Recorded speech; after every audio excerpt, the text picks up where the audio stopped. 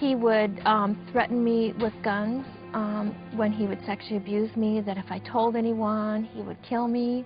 Julie Whitley grew up in the Rocky Mountains, but her life was far from picture perfect. Beginning at age 6, her father began to molest her. My father would tell me that this is how daddies showed their girls love. Most of the sexual abuse occurred when Julie's mother was away. Whenever I knew my mother was going to leave, my stomach just sunk, because I knew that something may happen. As Julie grew, the sexual abuse continued. The lines between love and abuse began to blur. This was the only time he ever said he loved me. So it became very confusing for me, because I thought this is the way I get loved by my dad. I then began to want him to be sexual with me, or to hold me, or to love me, because I was so absolutely hungry for love. By high school, Julie discovered that alcohol and marijuana seemed to numb her pain, but she never quite figured out how to be loved. I was very sexually addicted. I did everything I could to be held and to be loved by a man.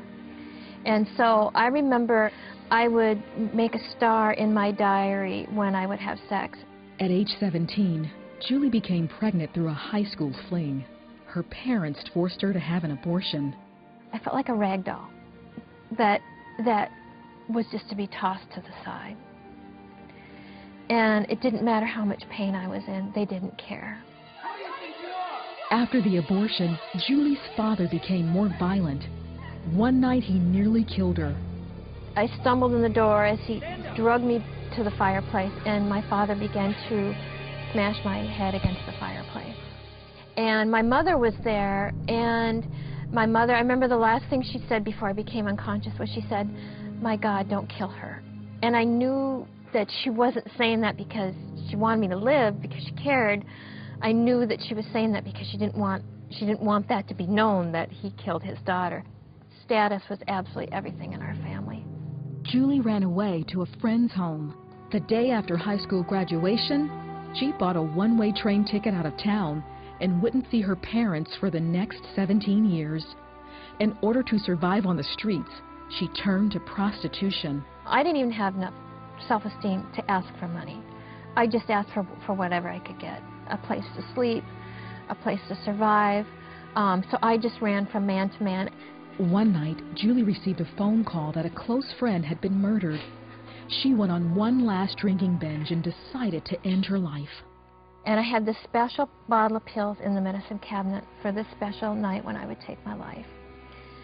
And I remember that night just frantically pacing back and forth and digging my fingernails into my hands just to stop from killing myself. And I just sobbed and sobbed and sobbed, and finally I had the courage to take the pills and throw them in the trash can. And I remember that night just saying, "God, save my life," just screaming it out. And finally, I cried myself to sleep. In the middle of the night, Julie was startled awake by a voice. The voice said, "Julie, I love you." And the voice got louder and louder until it woke me up, and it said, "Julie, I love you."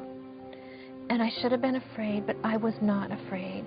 I felt all this hot love just run right through my body.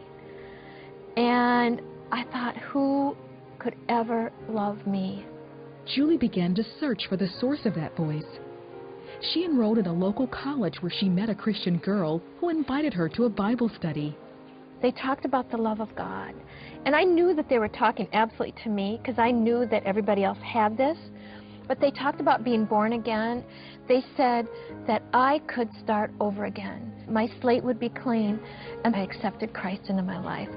As Julie started growing in her new faith, God began to remove the pain of her past and give her a new identity.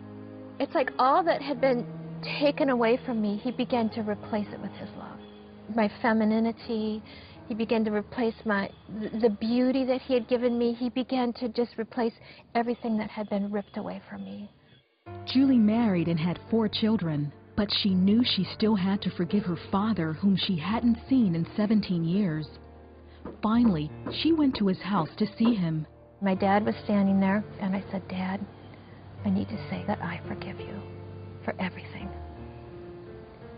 And for the first time in my life, I saw my father just begin to sob. And he just collapsed on the ground and began to sob. And he looked at me and he said, "How could you ever forgive me?" And I said, "Dad, I can forgive you because that God has forgiven me for so much." And I left and I said goodbye. And I felt like a tremendous weight had been lifted from me. Today, Julie is at peace within herself because of her relationship with Jesus Christ. I found someone that could love me, that understood me. I found someone that wanted to be my best friend, that would never ever leave me. And someone that would forgive me for all of the sins that I had done.